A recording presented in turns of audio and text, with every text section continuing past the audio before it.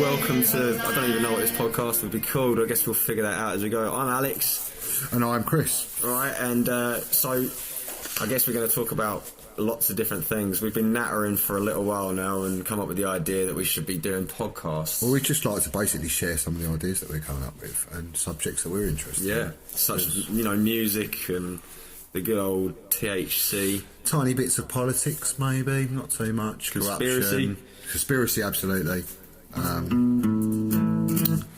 mean, we might be playing songs live as well on here. Eventually do the YouTube live stuff, and I guess we'll figure it out. Be lovely to get some good guests on at some point. Yeah. Even if we just get people joining on some video calls or something. Absolutely, yeah. Easy. I think there's certain people where you'd like to get them, and I think personally, for a podcast like this, it'd have to be a few people that are cool. Local boys. It'd have to be Sam Ryder. Yeah. I think Ryder, we'd have to try and get Sam Ryder in. I could talk to my uncle about getting Beans on Toast in, Jay. That'd be fantastic. He's an acoustic artist, so he could bring his guitar and make a jam. With me, as far as music as well, it'd be nice to get some old bands in as well. Like, I think there's Dave and the Honeycombs who had a #1 hit in the 60s or so. And they're local. Missing Andy, yes. I think they deserve to definitely have at least one of them. We can get one of them on. I saw him live. What's the guitarist play? One in the studio. I can't remember him. I've met him. His name. Down in Rain, isn't he? Yes. Yeah, and he's got his studio and stuff. Yeah, I can't remember his name. Nice guy. I saw him in...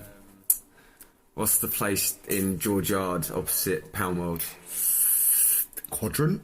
I saw him in there when New Lookers, they cleared out a load of the clothes section. Me and my mates watched him. And also, obviously, Missing Andy were cool. Do you remember Next to Kin? Yeah. Okay, so Next to Kin, I remember seeing them. I seeing them busk a few years ago before I was properly busking, and they were good. Do you know what I mean? They were good. Yeah. And I remember they did X Factor or something like that, and when I saw them on there, I thought, don't sell your souls. You're pretty good musicians, they're tight, they're good, they're brothers. I can't lie, if it comes to it, I'd sell my soul. I think I would, but there's part of me that just wants to be like you. It's just do it naturally, you want to make at least 8 albums before you sell your soul. If I had to join the Illuminati and... yeah. Oh well. There's lots of conspiracy theories about certain R&B artists and Illuminati. There's a load. You won't mention them right now. A lot of them will take the piss and do it live, and they did the whole symbol live and just get people rolled up. I think there's certain... other issues that things that need addressing. I think some of Tom Cruise's situations and issues I think are very interesting. What Scientology? I think the Scientology thing, and I think the people that have left and the people that are still there. What's funny is the guitarist and lead singer to Blink-182. Yes, he was also so many people. Tom DeLonge. That's it. Yes, Tom DeLonge. Yeah, he's awesome. He's awesome. Do you remember that South Park episode that took the piss out of Scientology when Tom Cruise is in the cupboard? He was the same size as her. He was like tiny, wasn't he? And I'm not coming out the closet. Oh, brilliant. I mean, the best thing... Don't even get me started on that, because I remember Tom Cruise in Family Guy now. That as well, and that was a brilliant sketch. They did it as... I don't know if it was in Simpsons. Simpsons was my favourite out of a lot of them.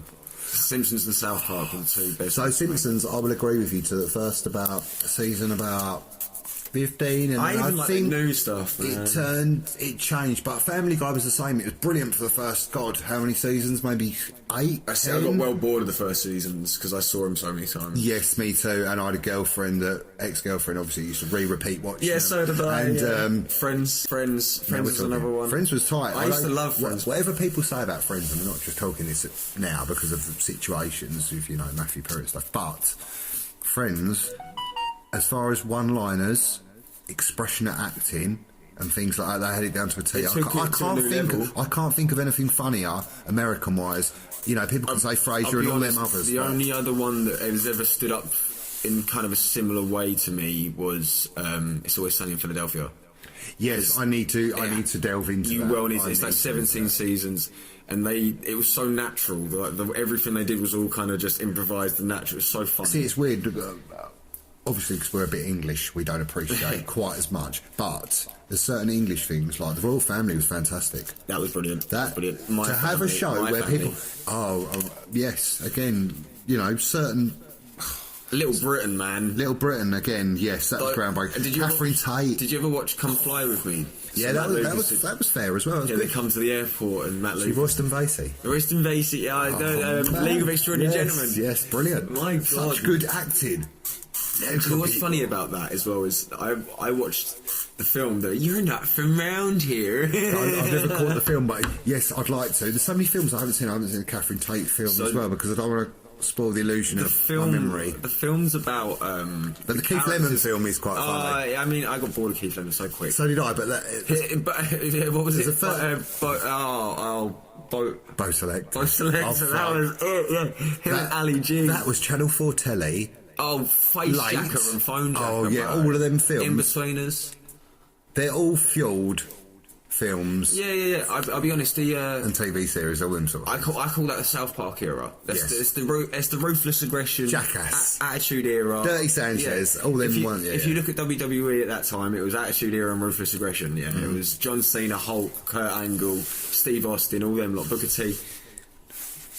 Yeah, it's like all them big boys that were wrestling down at New York. Listen, with them, as far as I don't know about with a podcast, you don't know how successful it'll be, but what a lovely thought to get someone like Bret Hart. Oh my God! Can we talk about that? Because on a serious note, I think that man, if we jump on an aeroplane, and I'm being serious, I think that man, I would never disrespect him like you. I think he's a legend. I think he's wicked. And all I want him to do is sit down, and whether he talks about his experiences and he just wants pass to us some knowledge on. Yeah, because I'm looking to get into it, and I'd love to get some. For your thing of you wanting to get into wrestling, because it's there.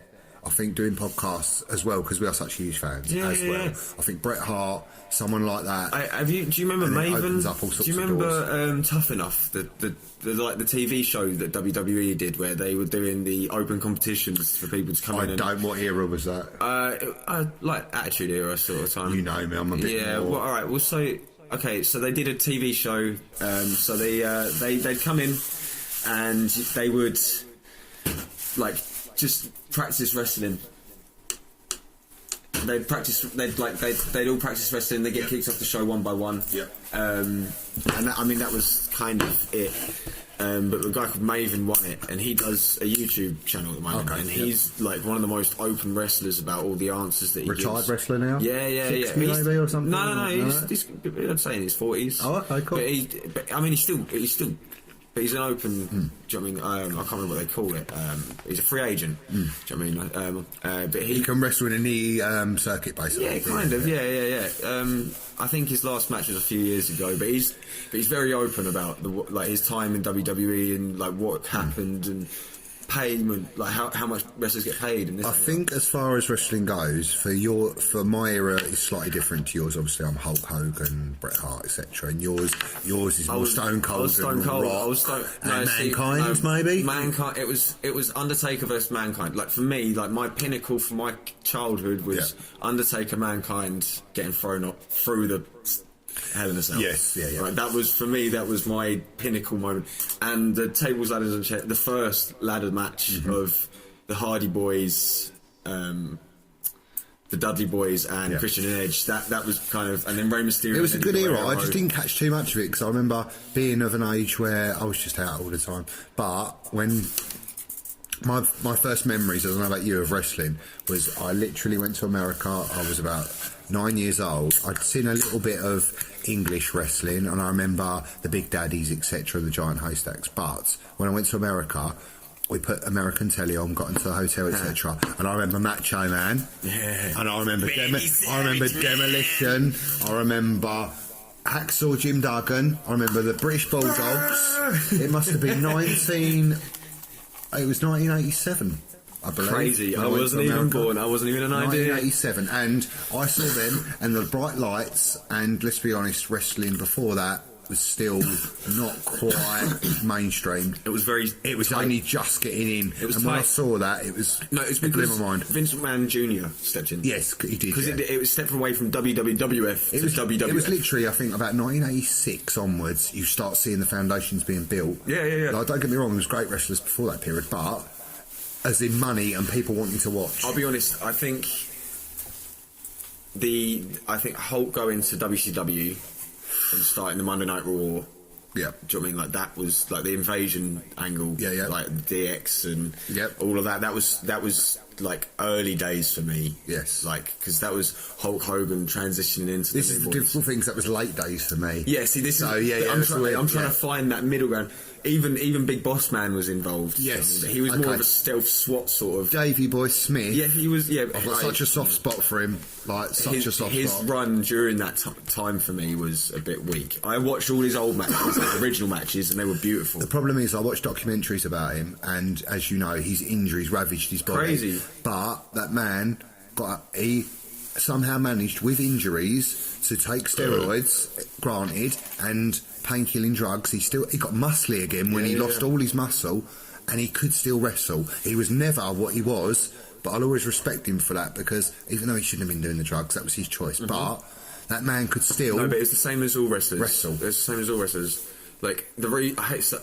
But we won't talk about when British Bulldog fought Bret Hart, because you could see he was high. Yeah, oh yeah. He's no, wrestling that's in the it, he's dropped same- him a few times Bro, and everything. That's what I mean. There's times where like I remember watching Jeff Hardy come out and he'd like be swaying around the ring, and like they had to cancel the match because he was so fucked. Yes. Or, do you know what I mean? Like Kurt Angle being on Percocets and being on painkillers, and like just going savage in the ring and actually hurting people because he was a machine. Kurt Angle's a machine. How did he carry on wrestling off that neck injury? How?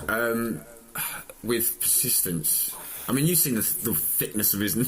I think he's got an advantage over any other man. That neck, It's like huge. a tree trunk. It's tree trunk. His run against Brock Lesnar was one of my favourites of all time. When Brock Lesnar does that backflip onto Kurt Angle, it's just one of the because Brock Lesnar's 320 pounds or something. Brock Lesnar's a funny one. He's a really good wrestler, but like him. sometimes when he does moves, they look like they could be really go wrong and be dangerous. Yeah, and he but- puts a bit too much into No, it. but that's the point. That's the same as Goldberg. Yeah. I loved Goldberg and Brock Lesnar because of how big and brutey they were. Same as Batista. When Batista first turned up, Yeah.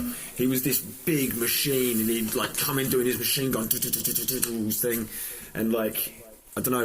I remember him coming in with Vicar Dudley when Devon Dudley he can become like a vicar, and Batista was like his big mate. Kind of stood next to him holding a briefcase. That was about it. Yeah, wearing eyeliner. Oh man. So funny. Oh, Goldberg. And Goldberg was a different sort of machine though. Oh, Scary. Scary, and when he run at people and did that move. Spear. Yeah, spear, that's Oh, my right. Sorry, I God. forgot the word. It definitely. Him and oh, Rhino used to It inherit looks so people. dangerous, yes, they hurt So people. Roman Reigns, he's quite a new wrestler. He's The Rock's Yes. cousin, yeah. Yeah.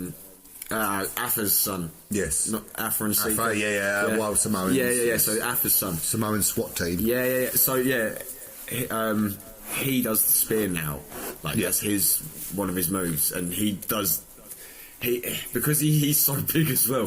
He's massive. He's like taller than The Rock, or almost taller than The Rock, I think. Yeah. But crazy big. And he does this big boom, spear into him, and just kind of like into whoever, and just knocks them on their arse. And it's just to see that again, like because I remember watching Edge do it, or Rhino do it, or Goldberg do it. I mean, any of them. The spear is a crazy move.